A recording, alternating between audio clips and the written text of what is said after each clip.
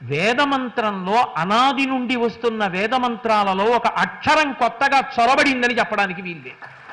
దానికి కారణం ఏమిటి అంటే స్వరసహితంగా వేద పఠన విధానాన్ని అంత జాగ్రత్తగా రక్ష చేశారు ఋషులు.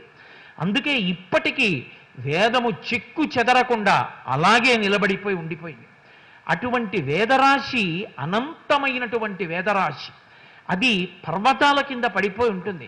300 సంవత్సరముల ఆయుర్దాయం ఇస్తే భరద్వాజ మహర్షి బ్రహ్మగారిని అడిగాడు, ఇంకొక 100 సంవత్సరాలు ఇవ్వయా వేదం పూర్తి చేస్తానన్నాడు.